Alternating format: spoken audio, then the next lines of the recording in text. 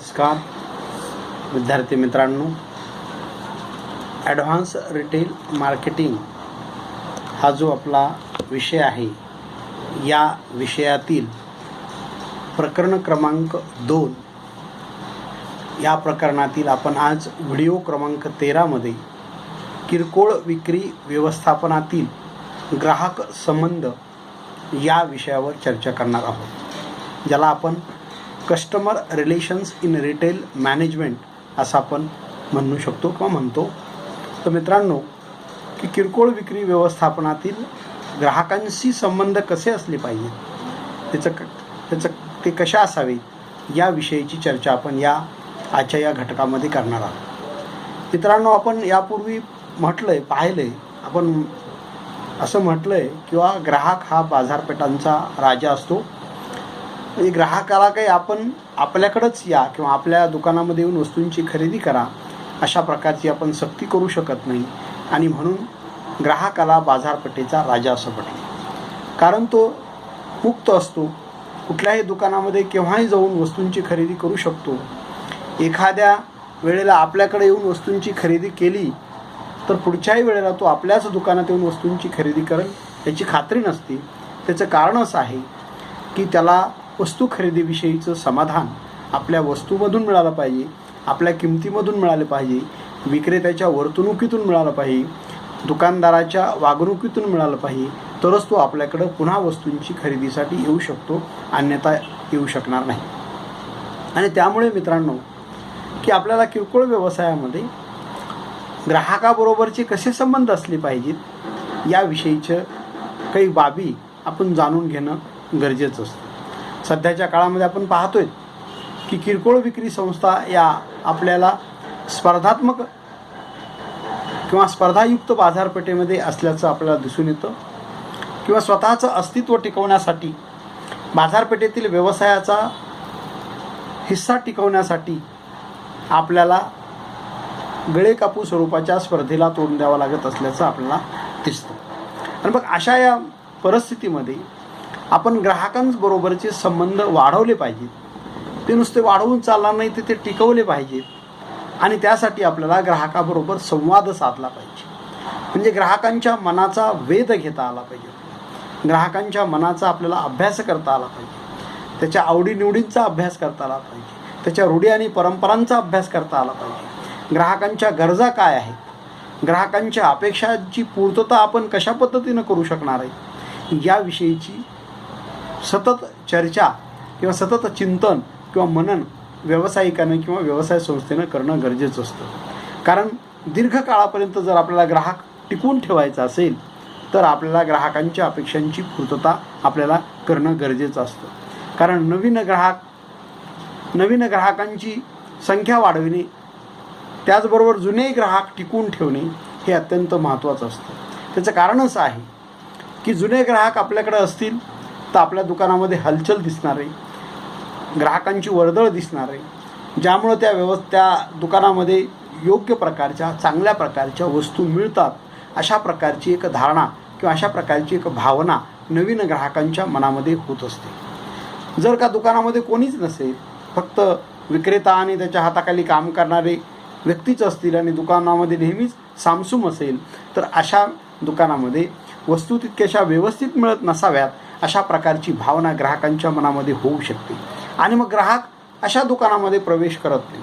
तुम्ही नेहमी पहा की ग्राहक हा ज्या ठिकाणी गर्दी असते, ज्या ठिकाणी अनेक ग्राहक खरेदीसाठी येतात, अशाच दुकानामध्ये प्रवेश करत असल्याचं आपल्याला दिसतं.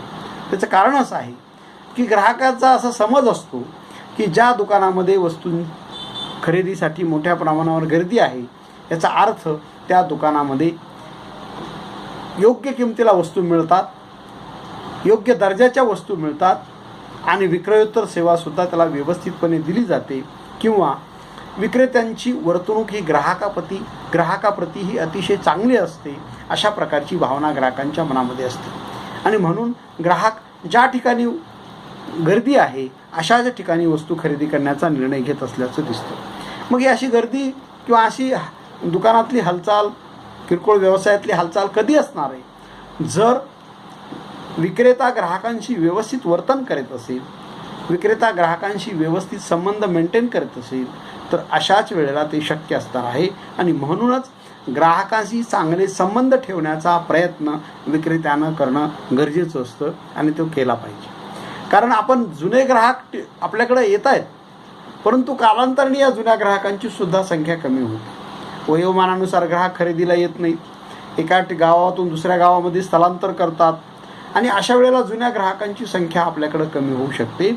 म्हणून जुन्या ग्राहकांची कमी झालेली संख्येची भरपाई करण्यासाठी आपल्याला सातत्यानं नवीन ग्राहकांचा शोध घ्यावा लागतो आणि नवीन ग्राहकांशी संबंध दृढ करण्याचा प्रयत्न विक्रेत्यानं करणं गरजेचं असतं. ज्यामुळं आपले नवीन आणि जुने या दोन्ही प्रकारचे ग्राहक जेव्हा आपल्याकडे येतात त्यावेळेला आपल्या दुकानामध्ये सातत्यानं म्हणजे हालचाल असल्याचं दिसून येतं, सातत्यानं विक्रीची प्रक्रिया होत असल्याचं दिसून येतं आणि त्यामुळं म्हणजे ग्राहक इतरही ग्राहक म्हणजे नव्यानं येणारे ग्राहक किंवा ज्यांची आपल्या दुकानामध्ये कधी यापूर्वी कधी आलेले नाही अशा प्रकारचे ग्राहकसुद्धा आपल्या दुकानामध्ये येऊन वस्तूंची खरेदी करू शकतात. म्हणजे आपल्याला व्यवसायामध्ये दुकानामध्ये चांगल्या प्रकारचं वातावरण ठेवण्याचं कामसुद्धा आपल्याला करावं लागतं. त्याचं कारण असं आहे की जर ठप्प दिसत असेल दुकानामध्ये, कुठल्याही प्रकारची हालचाल नसेल किंवा कुठल्याही प्रकारची खरेदीची वर्दळ नसेल तर अशा वेळेला नवीन येणारा ग्राहकसुद्धा आपल्या दुकानामध्ये येणार नाही. ही बाब आपण समजून घेणं गरजेचं आहे आणि म्हणूनच आपल्याला नफा थोडासा कमी मिळाला तरी चालेल, परंतु ग्राहकांना उत्तम दर्जाची आणि चांगली सेवा आपण देणं गरजेचं असतं. त्यामुळं ग्राहक कायमस्वरूपी आपला ग्राहक होऊ शकतो. ही बाब आपण समजून घेणं गरजेचं आहे.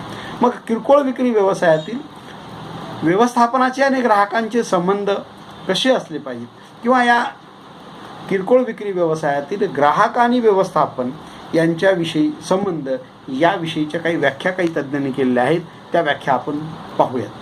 त्याची पहिली व्याख्या अशी आहे मित्रांनो की ग्राहकांच्या गरजा चांगल्या प्रकारे जाणून घेऊन त्याद्वारे अधिक उत्पन्न आणि भागधारक मूल्य यात वाढ व्हावी या हेतूने संघटनेने आखलेले धोरण, प्रक्रिया, संस्कार आणि तंत्र म्हणजेच ग्राहक संबंध होय.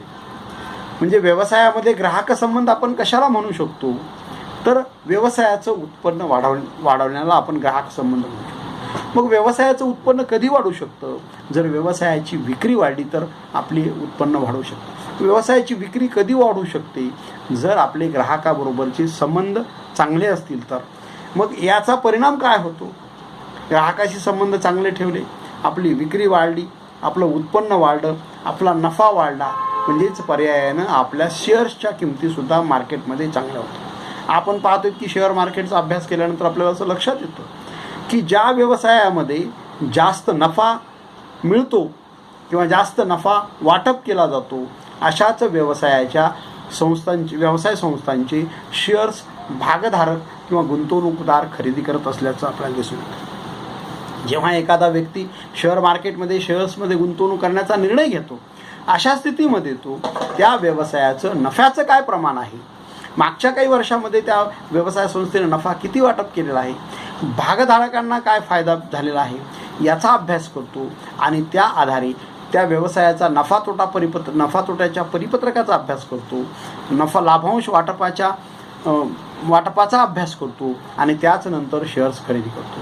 मग बाजारपेठेमध्ये किंवा शेअर मार्केटमध्ये एखाद्या विशिष्ट व्यवसाय संस्थेच्या शेअर्सची जास्तीत जास्त दराने जेव्हा विक्री होते तेव्हा निश्चितचपणे ती व्यवसाय संस्था ग्राहकाबरोबरचे संबंध व्यवस्थित मेंटेन करते याचा अर्थ होतो. त्याशिवाय ती व्यवसाय संस्था चांगल्या पद्धतीने व्यवसाय करू शकणार नाही, चांगल्या पद्धतीने आर्थिक उलाढाल करू शकणार नाही, चांगल्या पद्धतीने नफा मिळवू शकणार नाही, नफा वाटप करू शकणार नाही आणि पर्यायानं बाजारपेठेमध्ये चांगल्या प्रकारचे शेअर्स विक्री करू शकणार नाही. म्हणजे ही एक बाब आपण समजून घेणं गरजेचं आहे. दुसरी व्याख्या करत असताना एका तज्ज्ञाने अशी व्याख्या केलेली आहे की विक्री संस्थेने आपल्या ग्राहकांची ओळख करून त्यास सर्व विपणन तंत्राच्या साहाय्याने स्वतःच्या वस्तू खरेदी करण्यास प्रेरित करणे आणि ग्राहकांच्या गरजा पूर्ण करून संबंध प्रस्थापित करणे म्हणजेच ग्राहक संबंध होय. विक्री संस्थेने आपल्या ग्राहकांची ओळख करून त्यास सर्व विपणन संस्थांच्या सहाय्याने स्वतःच्या वस्तू खरेदी करण्यास प्रेरित करणे आणि ग्राहकांच्या गरजा पूर्ण करून संबंध प्रस्थापित करणे म्हणजेच ग्राहक संबंध व्यवस्थापन होय.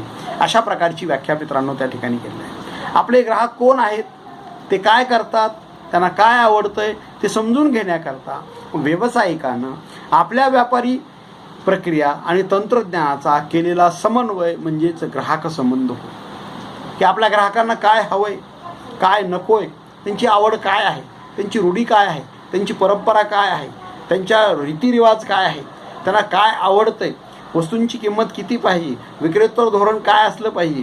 म्हणजे या सगळ्या गोष्टींचा अभ्यास करून जी काही धोरणं ठरवलेली असतात, जी काही व्यवसायाची नीती ठरवलेली असते, त्यानुसारच म्हणजे व्यवसायामध्ये प्रगती होत असल्याचं आपल्याला दिसून येतं मित्रांनो. आणि म्हणूनच याला आपण म्हणजेच एखादी व्यवसाय संस्था चांगल्या पद्धतीनं काम करते, व्यवसायाचं प्रमाण त्यांचं चांगलं आहे, नफ्याचं प्रमाण त्यांचं चांगलं आहे, लाभांश वाटपाचं प्रमाण चांगलं आहे, आर्थिक उलाढाल चांगली आहे. याचा मूळ गमक काय आहे तर ग्राहकाशी संबंध असलेले ग्राहकाशी असलेले संबंध किती चांगल्या पद्धतीने त्या व्यवसाय संस्थेनं मेंटेन केलेले आहेत याचाच अर्थ असतो. ज्या व्यवसाय संस्थेवर ग्राहक नाराज असतील, ज्या व्यवसाय संस्था ग्राहकांच्या अपेक्षा पूर्ण करणार नाही, त्यांना योग्य म्हणजे त्यांच्या वस्तूंच्या किमतीचा मोबदला देण्याचा प्रयत्न करणार नाहीत, ती व्यवसाय संस्था ग्राहकाबरोबरचे संबंध चांगले ठेवू शकणार नाही. म्हणजेच पर्यायानं जास्त वस्तूंची विक्री करू शकणार नाही, म्हणजेच पर्यायानं ती नफा जास्त मिळवणार नाही, म्हणजेच पर्यायानं ती व्यवसाय संस्था आर्थिक अडचणीमध्ये असू शकते. आणि म्हणूनच ग्राहकांचे संबंध कशा पद्धतीचे आहेत हे सगळ्यात महत्त्वाचं आहे. मग आता आपण या 2-3 प्रकारच्या ग्राहक आणि व्यवस्थापनाचे संबंधाच्या व्याख्या पाहिल्या आपण. यावरून आपल्याला ग्राहक संबंधाचं महत्त्व किंवा फायदे व्यवसायामध्ये कोणकोणते आहेत याविषयी सुद्धा चर्चा आपण करणं गरजेचं आहे. तर ती पुढील प्रमाणे आहे मित्रांनो. पहिलं ग्राहकांशी असणाऱ्या संबंधाचं किंवा फायद्याचं महत्त्व म्हणजे ग्राहकाशी चांगले संबंध प्रस्थापित केल्याने ग्राहक वारंवार त्याच व्यावसायिकाकडून वस्तूंची खरेदी करतात. त्यामुळे व्यवसायाचा नफा वाढण्यास मदत होते. म्हणजे ज्या व्यवसाय संस्थेचा नफा सातत्यानं वाढतो, ज्या व्यवसाय संस्थेचा नफा हे कंटिन्युअसली वाढत असतो, अशी व्यवसाय संस्था ग्राहकाबरोबरचे संबंध निश्चितचपणे चांगल्या पद्धतीनं मेंटेन करत असल्याचं आपल्याला दिसून येतं.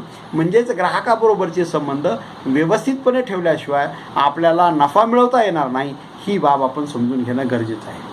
दुसरा फायदा आपण पाहिलं तर आपल्याला असं लक्षात येतं की ग्राहक संबंधाचा परिणाम व्यवसायाच्या मागणीवर प्रत्यक्षरित्या होत असल्याचं आपल्याला दिसून येतं. वस्तूंच्या मागणीमध्ये वाढ होण्यास मदत.